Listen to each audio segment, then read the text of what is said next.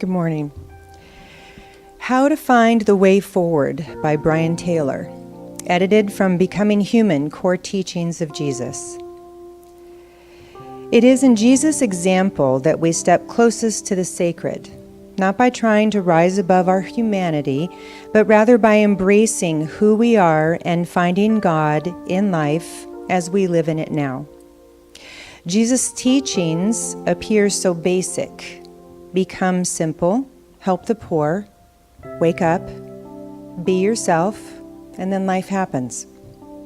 Sometimes the way forward is clear as a bell. More often, however, we seem to be faced with two somewhat unattractive alternatives because neither is without flaw. Both have their merits and their drawbacks. We make a list of both, and the list evens out. No help there. We pray for God's guidance, and nothing seems to come back. No skywriting, no burning bushes. How do we actively search for the best way forward? Or in more traditional terms, how do we know when something is God's will? Jesus offered a way to answer these questions through his teachings and actions, discernment. He said to pray for help and guidance, to make our needs known to God, to knock on the door, to trust that God will grant us what we need and give us guidance. The discernment process is to become sensitive to the states of mind and heart that generated by this or that possibility. We speak of this kind of sensitive knowing as intuition. We wrestle with something, and sometimes we come to a place of feeling in our gut what is right. We intuit the right way forward, realizing that one option really feels more true than the other. With spirituality, we are in an environment where all roads eventually lead to heaven. Out of wisdom, we may choose the straightest road forward, or out of ignorance or stubbornness, we may choose the most indirect path possible. Very few get on the bus marked Express. Most of us get on the one that should be marked strangely detoured. But the wonderful thing is, if we miss the right bus, another one will come along shortly. The big question about which we seek guidance must be approached by something other than the intellect. We can go over and over the merits and faults of this or that possible decision ad nauseum, and never be able to settle the question by this means. Through prayer, we simply live with the question. Even if it becomes lost in ourselves, we are never lost in God. There is always a way home, and God will keep nudging us along until we find it. So this morning I want to talk about guidance, and I'm going to start with a story. I'm going to start with a story about this guy who decides to go ice fishing one day. And he has this grand plan that he's going to get up really, really early and get a fresh start on the day. 2 a.m. he gets up, and he goes over, and he arrives, and he pulls out his saw, and he begins carving away at this ice. Well, all of a sudden, he hears this echoing voice.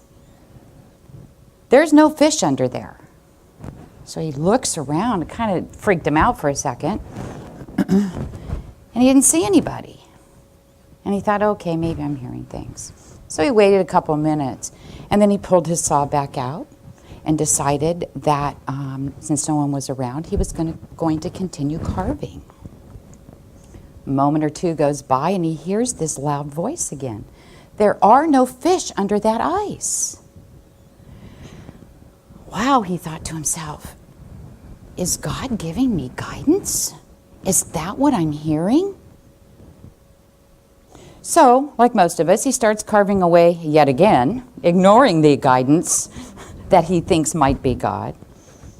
And he's carving and he's cutting and sawing, and he hears this bellowing voice. Sir, this is the rink manager, and there are no fish under that ice anywhere. And don't we do that sometimes? I thought that was a great story. because sometimes we follow guidance and sometimes we don't. We go, oh, I'm just making that up. And we ignore the truth of what's going on. Jesus said this, and I'll bet every one of you have heard this. I am the way, the truth, and the light. And I really love that. It's very simple and a very profound statement, isn't it? And I read that with an emphasis on I am. I am being that presence within all of us. And Jesus said that, didn't he? Not only can I do great things, but you're going to do greater as well. And so when he talks about that I am, that means all of us, not just him. His entire message was one of love. The simple understanding that through grace, through gratitude, through forgiveness, we can raise our consciousness and access our pure potential. And that is entirely up to us. His goal was to inspire us to rise above race, to rise above culture and belief, and to embrace the love and that divine I am connection. That, by doing those things, that is how we can fully align with our own truth. Now, in Jesus' teachings, there was no jealousy, no envy, no anger, no hatred, no revenge. His goal was to come here and share a very simple message. Unfortunately, humanity as a whole hasn't quite gotten that yet, have we? Unfortunate as it might be. We'll figure it out. I believe that at some point in time. In truth, what he spoke about was life is love. And there is only love. Along with that, there is more than enough of that love to go around, to be shared with each and all. We don't need to hold back. We don't need to feel victimized. We don't need to hoard anything. That is not our purpose while we're here on this planet. We are love and we are light. And we are here to share that love and that light with everybody. Because in truth, we have everything we need in this moment, right here and right now. To be happy, to share, to give. And our objective is to follow that path of love and of light and open to that guidance that's always available to us as soon as we open our hearts and our minds. Spirit takes on the role of being our guide when we allow it to. Do you love that? I just love that picture. So Spirit does take on the role of being our guide when we allow it to, because it will always lead us on the path that is for our best and our highest good. Now, it's not always the easiest path. It's not always a path that we would consciously choose. Believe me, I'm well aware of that, as I know many of you are as well. Have you ever heard that saying, however? If you find a path with no obstacles, it will probably lead you nowhere. Right? Thus this poor man in the tree. Sometimes recognizing the guidance is not always obvious to us because we're not always open to seeing what's in front of us, since we usually have a preconceived idea of what it's supposed to look like and what it's not supposed to look like.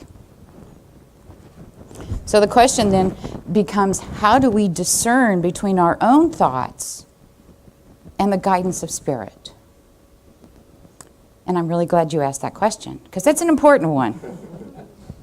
We're guided through that still small voice.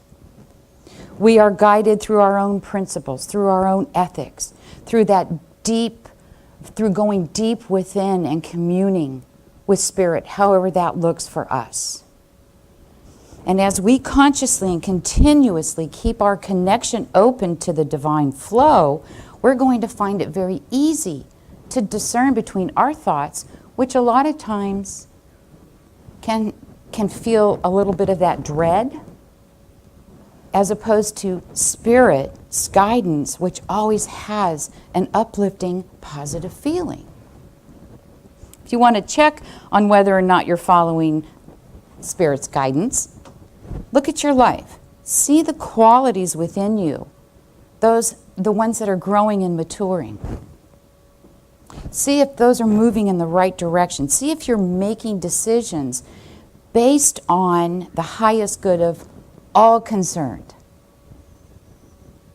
The book of Proverbs reminds us of this. Trust in the Lord with all your heart and lean not on your own understanding. In other words, trust your higher self. Wisdom has much more for us than the knowledge that we are always so desperately seeking.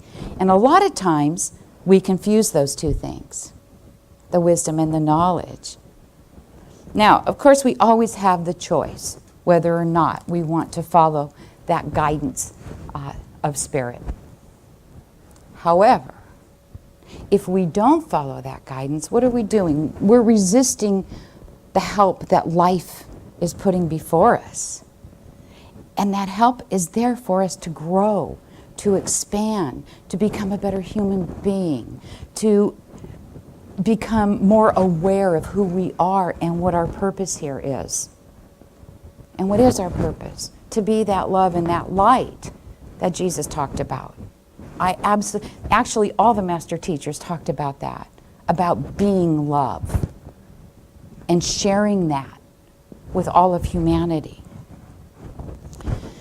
The Bible's also full of instruction as to how God suggests that we live our lives. It speaks of our relationship with the divine, the place of prayer in our life, how to grow in that particular relationship. Talks about how we want to treat our enemies, what to do with the gifts that God has blessed us with, and the virtues that we ought to seek to develop our character. It speaks to what a beneficial attitude looks like toward material possessions. And it goes on and on and on. The Bible has some beautiful stories in it that we can all learn from them. It's full of general principles of behavior. Now, it doesn't necessarily give us a literal translation or literal instructions for our life situations.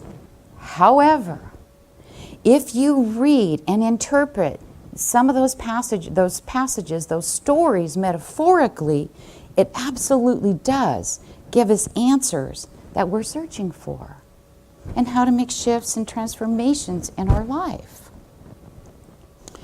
The writer of Proverbs goes on to say in that same quote, "In all your ways acknowledge him and he will direct your paths."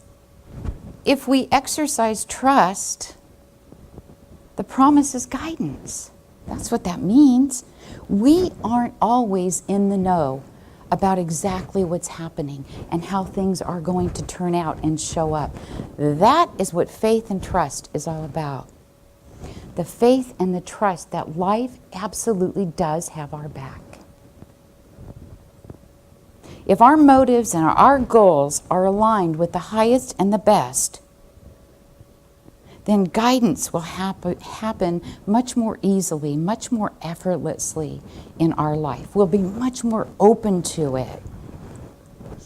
And often, we'll only see that guidance with hindsight, right? That 20/20 hindsight, which is so darn good.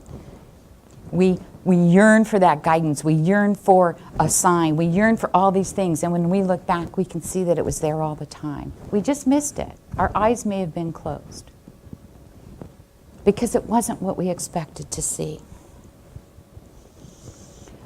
Life has bestowed upon us the wisdom to choose the path that best suits us. We have that wisdom. It's innate. It's within us, each and every single person. Now, that may involve hard work.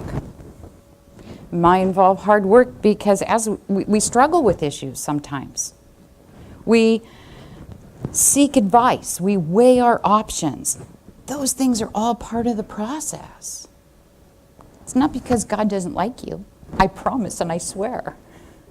Right? But we tend to get really frustrated when things aren't going exactly as we think they should. They don't look exactly like we think they should. When we do it enough, when we trust enough in life, and our life situations always turn out much better than we thought even humanly possible, that's when we start learning to trust the process. That's when we learn to start trusting life. We don't always get to see the whole picture right away. We just don't. There's a story in Acts, in the Bible in Acts, where Peter is in prison and he gets set free. So an angel comes to him and wakes him up. And as soon as the angel wakes him up, the chains fall off. Now, as we awaken spiritually, the same thing happens to us.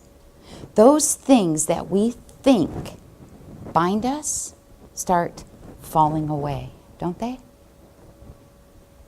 So Peter follows this angel with absolutely no idea where the heck he's going, how he's getting out, and what's happening. Trust. And as he reaches and comes up to every single door opens for him. Even the massive prison gate opened for him, just as he approached it. We need to also trust that all the right doors will open for us at the right time. God's time, not necessarily our time. Our work is to follow the guidance that we receive. Our responsibility is to listen for that guidance. And life's responsibility is to open those doors. So in order to bridge the gap between belief and experience, between our head and our heart, we need to participate in the divine life that is leading us from within. We need to pay close attention to what it is that's going on within us, what we're feeling, what we're intuitively knowing. Those things are really important. Because if we want to get in touch with our authentic selves and be true to that divine imprint on our soul, we want to look at specific workable ways to get in sync with that divine process. In other words, learn to open ourselves up to guidance, to go with the divine flow, to trust in life. My absolute belief is nothing opens us up to spirit more radically than prayer. Now, I'm not talking necessarily about the conventional forms of prayer, which have their place and they're great. I'm not talking, though, about the ones where we are petitioning God, where we act as if God was a cosmic bellhop, right? Waiting for each and every single one of our demands. Just standing there saying, what do you want now? Right? I'm not talking about that. That type of prayer becomes a matter of asking for what we want or think we need and trying to convince God to grant our every wish. Kind of like a genie, right? When we do that, we're asking for God's stamp of approval on our will, our agenda, because we've decided what's best for us. Instead, if we think of prayer as as paying loving attention to God or to life, to source, whatever, it can take an infinite number of forms depending on who you are, depending on your personality, depending on your needs, wants, and desires at that particular moment. Listening to music that really stirs your soul can be a prayer.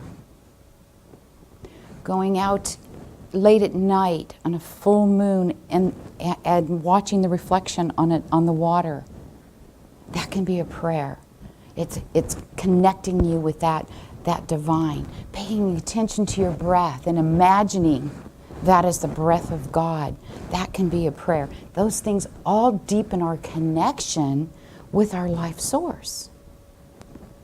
We don't have to use eloquent words. In fact, we don't need words at all. Have you ever had a moment with the divine where not a word was spoken? Those aha moments, the beauty that you see all around you, people that are so important in your life and you see them and embrace them. Those are moments of connection with the divine. There is a divine formation and activity going on beneath our consciousness that always bears fruit. It's analogous to Jesus' parable of the mustard seed.